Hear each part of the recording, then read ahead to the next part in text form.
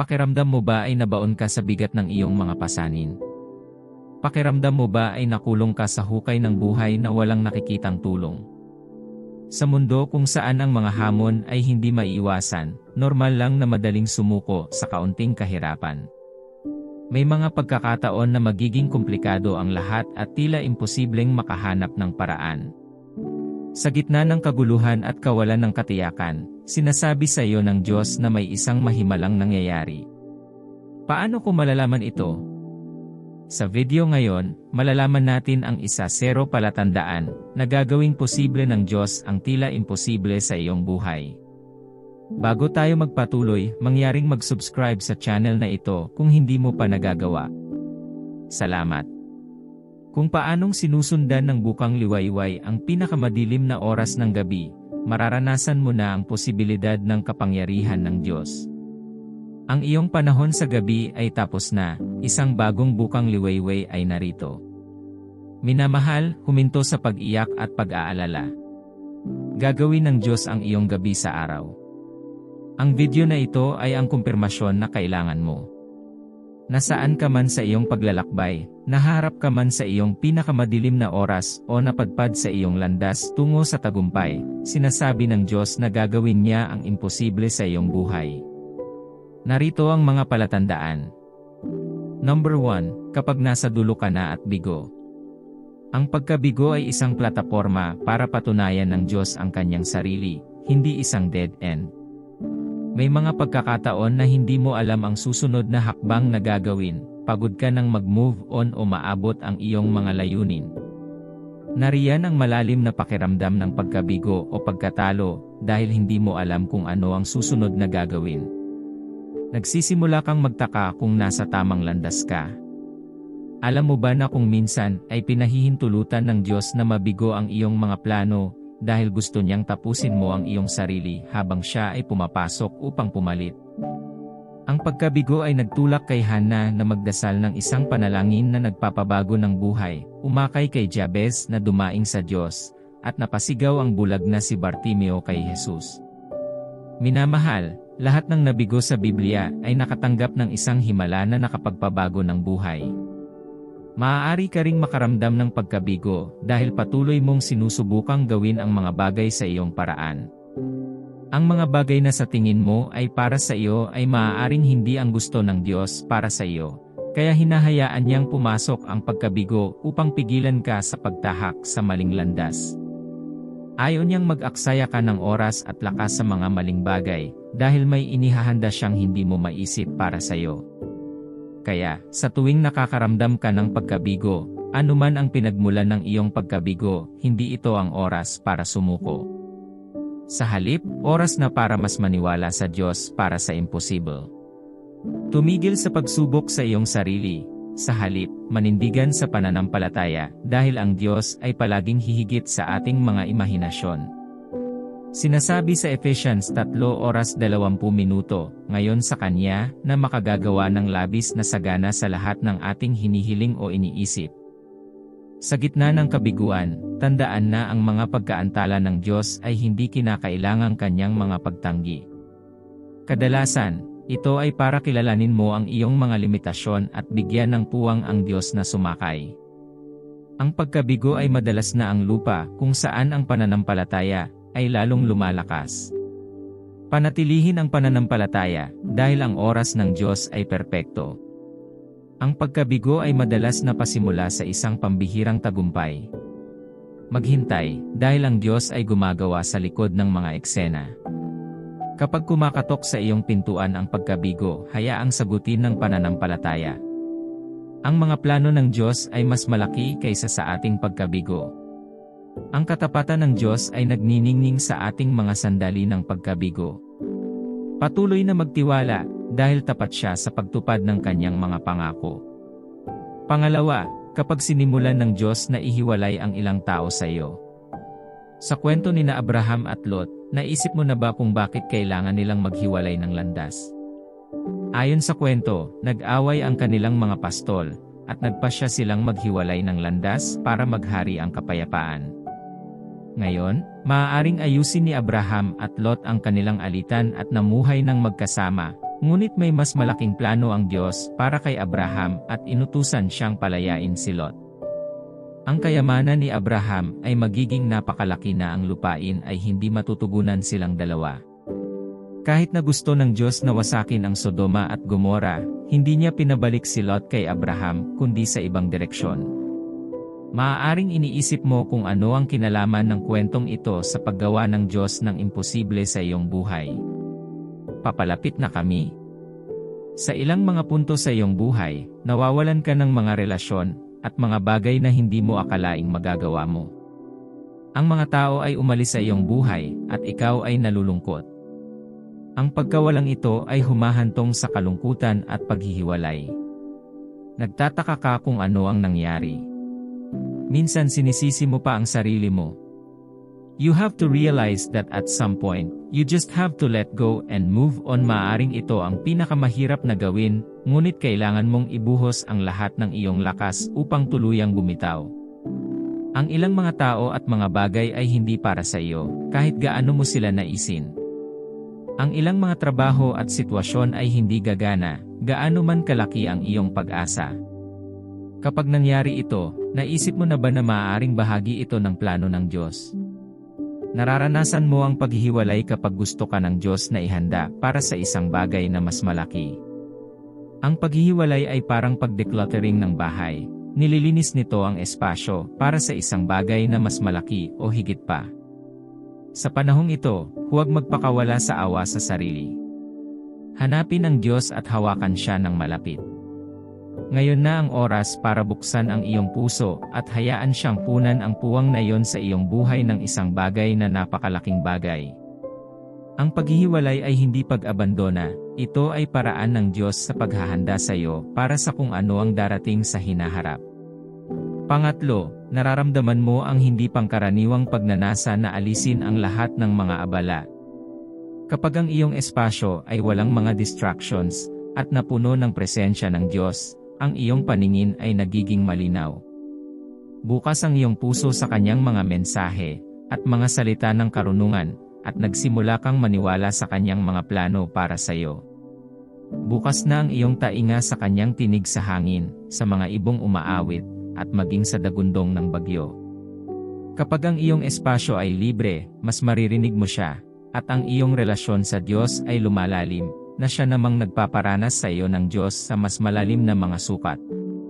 Minamahal, walang sinuman sa Biblia na lumakad kasama ng Diyos at hindi nakaranas ng higit sa karaniwan. Naranasan nilang lahat na ginagawa ng Diyos ang tila imposible sa kanilang buhay. Kapag inalis mo ang mga distractions, mayroon kang oras para sa kung ano ang mas mahalaga. Tinatawag ka ng Diyos sa isang matalik na lakad kasama niya, upang patatagin ang iyong pananampalataya, at maniwala sa Kanya, para sa mas malalaking bagay na higit pa sa iyong pang-araw-araw na panalangin ng banal na probisyon. Mga minamahal, hindi mo mararanasan ang Diyos na higit sa antas ng iyong pananampalataya. Ang pangitain ng Diyos para sa iyong buhay ay mas malinaw kaysa sa iyong kasalukuyang kalagayan, kaya magtiwala sa Kanyang plano. Habang nagiging malinaw ang kanyang paningin, lumilinaw din ang kanyang probisyon. Magtiwala sa kanyang mga plano, sapagkat ang mga ito ay perpekto. Kapag ang pangitain ng Diyos ay nakahanay sa iyo, walang makahahadlang sa kanyang layunin para sa iyong buhay. Ang pangitain ng Diyos para sa iyo ay higit sa nakikita mo. Yakapin ang kanyang plano, dahil ito ay humahantong sa masaganang pagpapala. Numero 4, biglaang kapayapaan sa loob. Hindi ito nangangahulugan ng isang lugar kung saan walang ingay, gulo, o mahirap na trabaho. Ibig sabihin ay nasa gitna ng mga bagay na yon, at maging mahinahon pa rin sa iyong puso. Kapag ginagawa ng Diyos ang mga imposible sa iyong buhay, nakadarama ka ng kapayapaan. Itigil mo na ang pag-aalala sa lahat. Tumigil ka sa pag-iisip tungkol sa mga nakaraang kaganapan. Patawarin mo ang iyong sarili at ang iba. Kinukuha mo ang mga bagay ng may banayad na diskarte, at huminto ka sa pakiramdam na kailangan mong kontrolin ang lahat. Iniwan mo ang lahat para sa taong may ganap na kontrol. Ang kapayapaang nararamdaman mo sa gitna ng mga pagsubok ay kapayapaan ng Diyos. Sinasabi sa Juan 14:27, ang kapayapaan ay iniiwan ko sa inyo, ang aking kapayapaan ay ibinibigay ko sa inyo. Ang biglaang kapayapaan sa loob ay isang bulong mula sa Diyos na tinitiyak sa iyo ang kanyang presensya at probisyon sa unos ng buhay. Ang biglaang kapayapaan sa loob ay ang angkla ng ating mga kaluluwa. Kapag bumaha ang kapayapaan sa iyong kaluluwa, alamin na ang Diyos ay malapit, pinapakalma ang kaguluhan.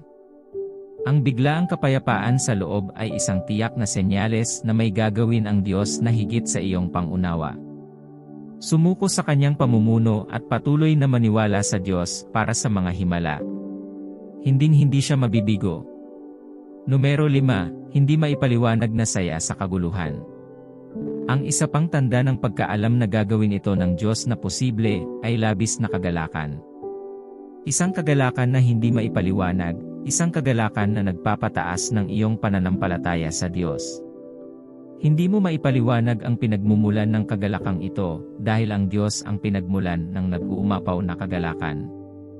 Sinasabi sa James 1:2, isipin yung isang purong kagalakan, mga kapatid, sa tuwing kayo ay nahaharap sa iba't ibang uri ng pagsubok.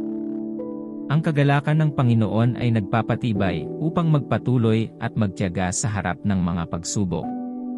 Sa kaguluhan ng buhay, ang hindi maipaliwanag na kagalakan ay regalo ng Diyos na nagpapaalala sa atin ng kanyang soberanya. Ang kagalakan ng Diyos ay lumalampas sa mga pangyayari. Ito ay kumikinang sa pinakamaliwanag na panahon. Ang hindi maipaliwanag na kagalakan ay isang palatandaan na may napakalaking nangyayari sa kaharian ng mga espiritu, at ang Espiritu Santo ang siyang nagpapadala ng pahiwatig sa iyong espiritu, kaya naman tinawag itong kagalakan sa Espiritu Santo. Numero 6, pakiramdam ng pagkatalo. May point na mararating mo sa buhay na parang gusto mo nang sumuko. Naabot mo na ang iyong limitasyon at wala nang magagawa pa. Nawawalan ka na ng pag-asa dahil walang gumaganang tama para sa iyo. Sa puntong ito ipinakikita ng Diyos ang kanyang kaluwalhatian sa iyong buhay. Naalala mo ba ang kwento ng isang lalaking ipinanganak na bulag na pinagaling ni Jesus? Hindi ang lalaki o ang kanyang mga magulang ang dahilan ng kanyang pagkabulag, ngunit ang kanyang sitwasyon ay upang ipakita ang kaluwalhatian ng Diyos sa kanyang buhay. Gayon din ang kaso ni Lazarus, na binuhay ni Jesus mula sa mga patay. Ang kanyang karamdaman at kalaunan ay kamatayan ay upang ipakita ang kaluwalhatian ng Diyos sa kanyang buhay. Kapag gusto mong sumuko, ito ay senyales na gagawing posible ng Diyos ang mga bagay sa iyong buhay. Madaling kalimutan na magagamit ng Diyos kahit ang pinakamasakit at walang pag-asa na sitwasyon para ipakita ang kanyang pagmamahal, katapatan sa atin. Upang mahayag ang kaluwalhatiang ito, kailangan mong maniwala ng buong puso sa Diyos. Huwag kailanman maliitin ang kapangyarihan ng Diyos, kaya niyang paikutin ang mga bagay-bagay ng mas mabilis kaysa sa maaari mong kumurap sa isang segundo. Sa mismong puntong iyon ay parang gusto mong huminto, tandaan na ginagawa ng Diyos ang ating mga pag-urong sa mga pagbabalik. Ang pagkatalo ay hindi ang katapusan ng daan, ito ay isang detour na humahantong sa isang mas malaking tagumpay. Dalubhasa ang Diyos na gawing tagumpay ang pagkatalo. Panatilihin ang pananampalataya dahil siya ay nasa trabaho. Numero 7, patuloy na hamon. Sinasabi ng Biblia na ibinibigay ng Diyos ang pinakamabangis na labanan sa kanyang pinakamalakas na mandirigma. Nahaharap ka ba sa patuloy na mga hamon sa iyong buhay? Baka isa ka lang sa malalakas na mandirigma ng Diyos. Ang mga hamon na ito, tulad ng isang panday na nagpapanday ng talim, ay hindi lamang mga pagsubok ng tibay, ngunit mahalaga para sa pagpipino at paglago.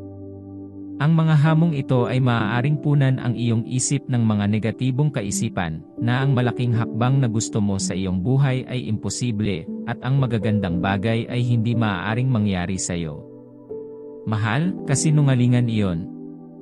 Alam mo ba na kung mas malaki ang hamon, mas malaki ang mga posibilidad ng Diyos sa iyong buhay? Minsan isinasara ng Diyos ang mga pintuan, dahil oras na para sumulong. Alam niyang hindi ka kikilos hanggat hindi ka pinipilit ng iyong mga pangyayari. Kung hindi dahil sa mga pakikibaka, wala tayong lakas. Minsan iniisip natin na sinisira tayo ng Diyos kapag itinatayo niya tayo. Hindi inihahanda ng Diyos ang pagpapala para sa iyo, inihahanda Kanya para sa pagpapala. Ang mga patuloy na hamon ay mga pagkakataon para sa Diyos na ipakita ang Kanyang lakas sa ating kahinaan. Ang mga hamon ay hindi hadlang, sila ay mga hakbang tungo sa layunin ng Diyos para sa atin. Ang mga patuloy na hamon ay mga pagkakataon para ipakita ng Diyos ang Kanyang katapatan. Panatilihin ang pagpindot pasulong. Ang Diyos ay hindi nangangako ng isang madaling paglalakbay, ngunit Siya ay nangangako na lalakad kasama natin sa bawat pagsubok. Panghawakan mo yan palagi. Numero 8, mga mahimalang interbensyon. Kapag nasaksihan mo ang mga himala, malaki man o maliit, na nangyayari sa iyong buhay o sa buhay ng mga nakapaligid sa iyo, ito ay isang malinaw na tanda ng kapangyarihan ng Diyos na kumikilos. Ang mga mahimalang interbensyon na ito ay nagsisilbing paalala na walang masyadong mahirap para sa Kanya. Kapag ang mga hindi inaasahang pinto ay bumukas at lumitaw ang mga pagkakataon, maaaring ito ay isang senyales na ang Diyos ay gumagawa sa likod ng mga eksena, na gumagawa ng isang paraan kung saan tila walang paraan. Ang hindi inaasahang pagkakataon na ang mga pintuan na minsang nakasara sa iyong mukha ay nagsimulang magbukas, alamin na ang Diyos ang gumagawa ng imposible sa iyong buhay. Ang nakaharang na daan, ang pinalampas na pagkakataon, ang saradong pinto, ang dalamhati, ang pagtanggi, ang sakit, at ang kaguluhan ay may dahilan, ngunit parang hindi mo lang iyon naiintindihan.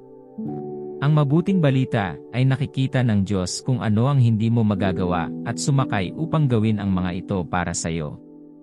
Minamahal, muling isinusulat ng Diyos ang iyong kwento. Ibabalik Niya ang iyong mga nasayang na taon. Ang sakit sa puso at sakit na pinagdadaanan mo ngayon ay bahagi ng Kanyang plano. Ang sakit na ito ay may layunin. Pinahahalagahan ng Diyos ang iyong mga damdamin, at nakikita Niya mismo sa pamamagitan mo. Alam Niya ang nararamdaman mo ngayon, at gusto Niyang manatili ka sa pag-asa at pananampalataya. Huwag isipin ang mga nasayang na taon na lumipas. Ang pinakadakilang pangako ng Biblia ay hindi lamang na ibabalik ng Diyos ang Kanyang mga tao, kundi na isasauli Niya ang nilikha. Kapag maraming pinto ang bumukas sa kanilang sarili, ito ay tanda ng pabor at direksyon ng Diyos. Ang panahon ng Diyos ay hindi nagkakamali, Siya ang nag-orkestra ng mga pinto upang buksan ng eksakto kapag kailangan natin ang mga ito. Ang kailangan mo lang gawin ay humakbang ng may pananampalataya at panoorin Siyang gawin ang imposible sa iyong buhay. Numero 9, kumpirmasyon mula sa iba. Minsan ang Diyos ay nagsasalita sa pamamagitan ng mga tao sa ating paligid.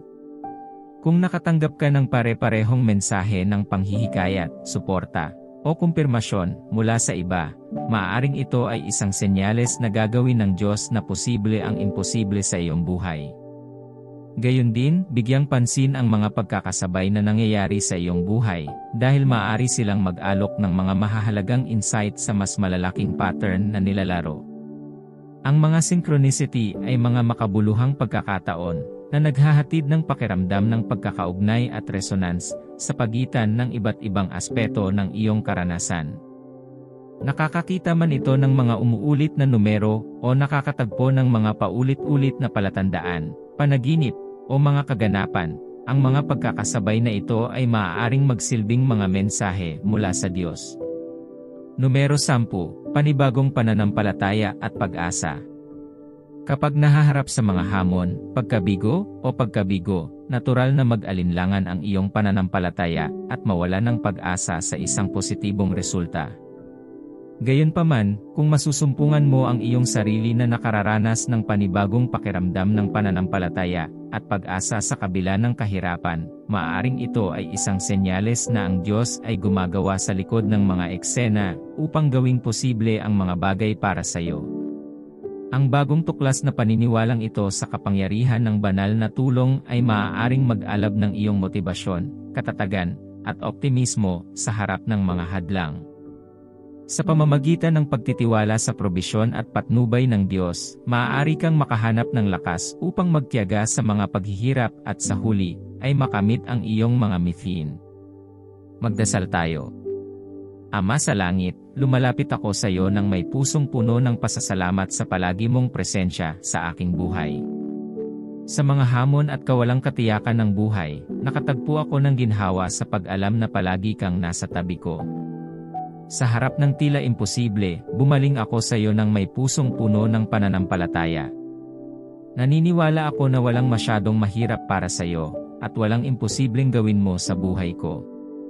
Habang ginagabayan mo si David upang talunin si Goliath, gabayan mo ako sa aking mga hamon. Tulungan mo akong hindi malunod sa kabiguan at kalungkutan o talikuran ka.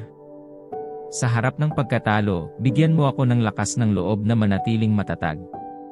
Huwag mo akong hayaang lumingon sa mundo para humingi ng tulong kundi sa iyo lamang.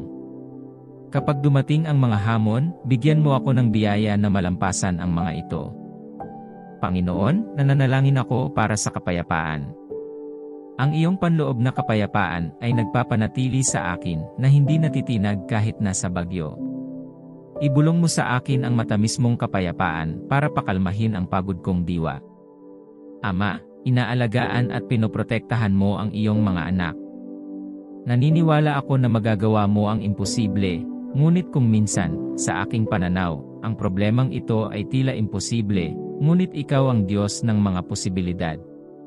Pakiusap, Ama, gawin mo ang tanging magagawa mo. Nakikita mo ako, kilala mo ako sa pangalan, at mahal mo ako. Hindi lang ako isa sa marami, anak mo ako, sarili mo ako. Wala akong mararanasan na lampas sa iyong pangunawa at pangunawa. Alam mo ang laban na ito na aking kinakaharap. Naniniwala akong alam mo kung ano ang kailangan ko at ibibigay mo ito. Naiintindihan ko na maaaring hindi ito ang gusto ko, ngunit ito ay palaging ang pinakamahusay para sa akin. Naniniwala rin ako na kung hiniling mo sa akin na magtiis, nangako ka na bibigyan mo ako ng lakas, kapayapaan, at lahat ng iba pang kailangan ko sa bawat araw. Ang iyong salita sa Mateo 11:26 ay tumitiyak sa akin na sa tao, ang mga bagay ay imposible, ngunit sa iyo, ang lahat ng bagay ay posible. Pinanghahawakan ko ang pangakong ito, nagtitiwala sa iyong kapangyarihang baguhin ang aking mga kalagayan. Ibagsak ang pader ng Jericho, hayaang gumuho ang mga hadlang sa aking pambihirang tagumpay. Shine mo ang iyong liwanag sa dilim ng aking kalagayan at akayin mo ako sa iyong mahimalang tagumpay. Bigyan mo ako ng lakas ng loob na harapin ang aking mga higante. Alam mong kasama kita, lumalaban sa aking mga laban. Salamat, Ama, sa iyong walang tigil na pagmamahal at presensya. Naway mangyari ang iyong kalooban sa aking buhay, at naway lagi kong kilalanin ang mga tanda ng iyong kapangyarihan na kumikilos, sa pangalan ni Jesus. Amen. Kung nabiyayaan ka ng video na ito, pakihit ang like button. Gayon din, mag-subscribe sa channel na ito para sa higit pang mga video na nakakapagpasigla ng kaluluwa.